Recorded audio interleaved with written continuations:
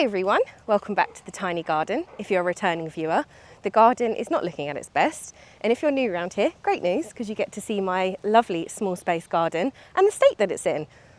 So there are a few casualties in the garden this week after Storm Betty tore across the country yesterday. So my patty pan has snapped in half.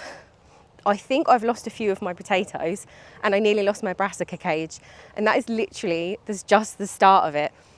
So the weather was so bad last night that it was hitting off the house and it was blowing open the letterbox on the house, and then it was completely like slamming shut.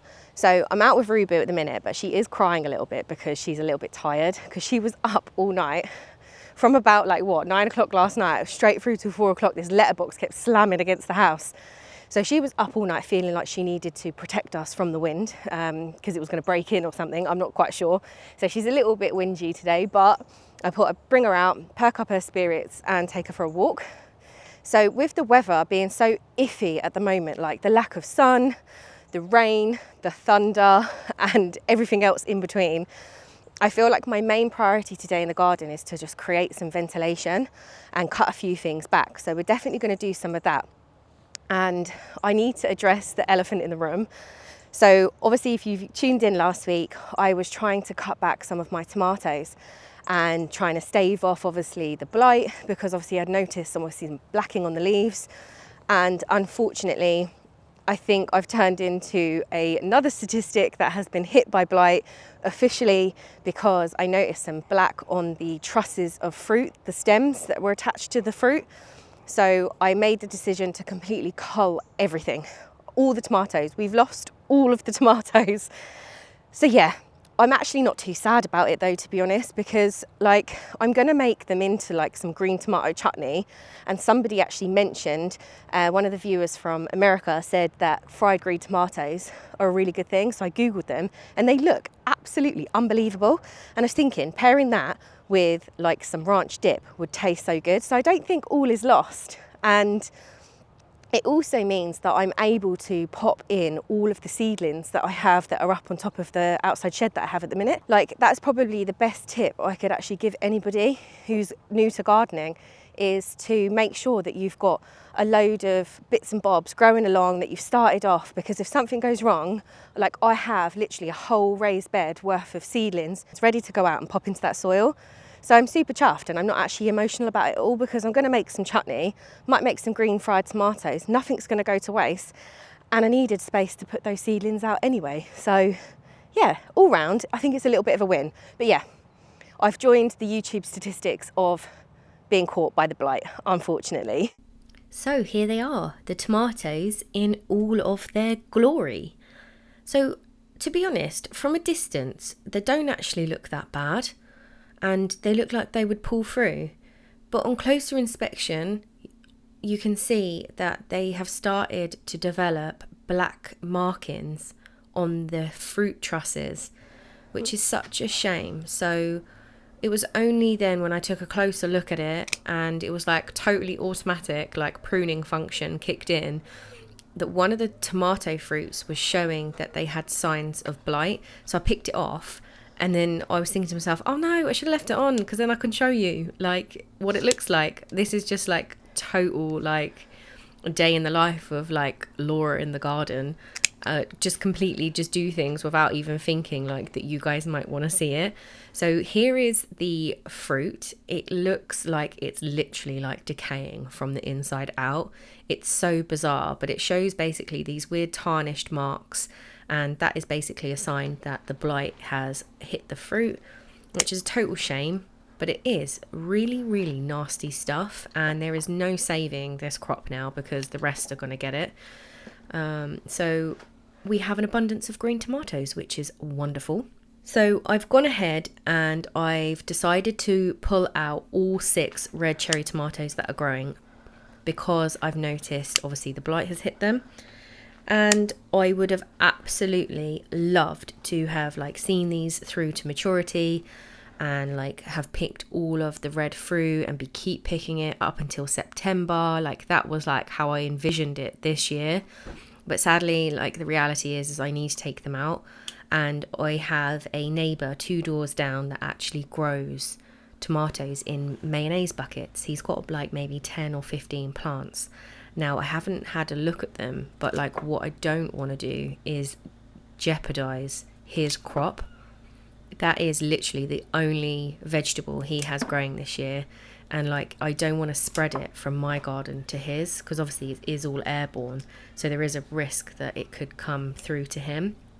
So yeah, I think the best thing to do is obviously to pull them out, and like I am probably downplaying my sadness for this. Like I know in the intro, like I said, it's not all bad, and it isn't all bad, but like obviously like I would want to be like seeing them all turn red and like eating them like fresh and in like making pasta sauces, and I had so many plans for them, but like look, it is what it is, and there is always a silver lining to these things.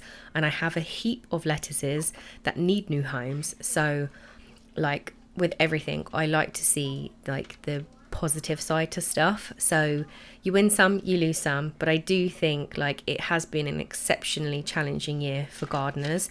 I know I'm not the most experienced gardener to say that, and this is only my 2nd year doing a full season, but I just think like a lot of you will agree, particularly if you have your gardens in the UK and in Ireland, that it has been a really tough year for the crops. Now on to the actual plan for today, which is to maximise ventilation in the garden. I'm super proud though of this little space. I have grown so many flowers here, which I'm super happy about. It's brought in so many pollinators. I've never seen so many hoverflies and bees in this garden as I did this season, which is so cool. So a real achievement based on what I'd set out earlier in the year. So I'm super proud of that. But ultimately, like, it's literally like I've got to do something to increase ventilation here to stop like funguses and diseases setting in. It's been so damp, it's not been very sunny, and everything's just struggling a little bit. So I'm just going to go through and pull out some of the marigolds. They are looking a little bit tired anyway. I should have deadheaded them a bit sooner, but it's just been so difficult to get outside in the torrential rain. So I'm also going to clear out some of my petunias, and I know the petunias aren't actually like dead, there's still a bit of life in them, so I might pop a few of these into the flower bed that's around the corner, water them in and see do they take, because a few of the flowers in there were looking a little bit tired, so I might be able to replant them, which is great. I struggle to get down this space, let alone bringing you guys along with me, so it'll be great now to clear this all out. The patty pan has completely spilled over again. I've cut this back about 7 times, and I think that is definitely one learning for anybody that's growing in like an urban space. Tiny garden warning: avoid patty pans and courgettes of all types. They are absolutely brilliant producers. I've actually missed growing a courgette this year, but I just feel like they grow so big, they sprawl so wide that they're just unmanageable especially in a very tight space like what I have. Unless there's a variety out there that's like a dwarf compact variety that I don't know of, I will only grow them in containers because they stay compact and to the size of the container you've given them. So I'm just going to come through here now and clear up a few more bits, and I can actually get a nosy at the Costaluto that's down here, because that is just a beautiful shape, and I really hope that it turns red. I have noticed a slight bit of tarnishing on one of the fruits, so I'm going to pick that off. I'm not sure is it blight or what it is. I've never grown this variety before, but I'm going to pick it off just to be sure. I know I could be like kidding myself, but like I need to hold on to this plant, I think, just to give it the best chance it can of ripening, and we'll check back in a couple of days and see how it's doing. But it's absolutely beautiful plant. So yeah, I'm going to continue cutting things back, maximizing the airflow, and I suppose that brings me on to my next thing is I'm not overly happy with the layout of the tiny garden. When I first started this garden, I only was going to have one main growing space, so I plonked it right in the middle of the growing area because that was the place that had the maximum sunlight. But obviously where I've learned over the years, like obviously shady spots are good, and obviously being able to get around your garden is definitely an advantage. I'm thinking that I'm going to completely redesign the tiny garden. I have drawn up a couple of plans, and by a couple of plans I mean I've literally drawn it out 10 times with 10 different scenarios, wondering which way would work best, and I like them all and I don't know how to incorporate them all because I don't have enough space. But all in all, I will share all of those plans with you and what I eventually decide to do, but this whole space is going to change.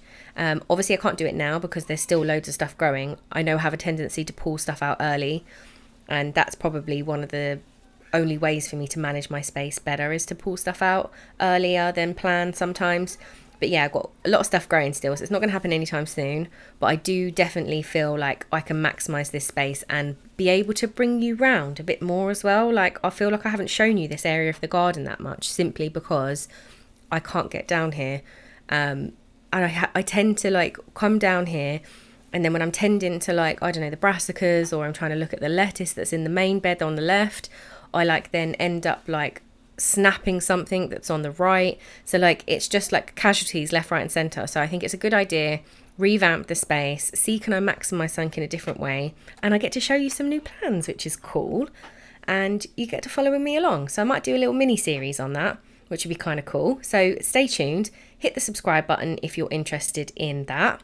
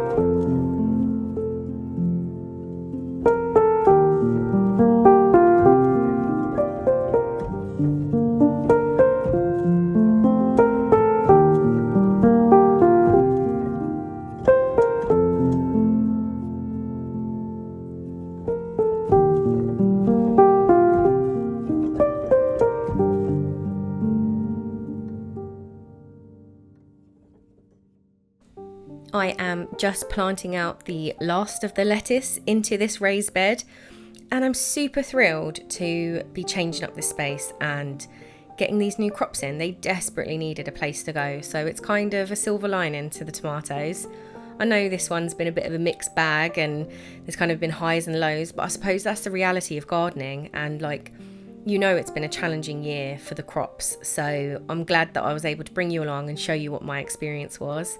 I am actually working on a upload schedule, like an official one, can I say it like that?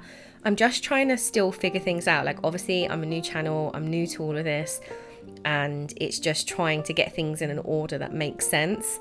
So stick with me, guys, and I hope to show you more gardening things, but also a bit more cooking, because I really enjoyed having you in the kitchen with me. I absolutely love cooking, and that's I suppose where my love for the garden stemmed from.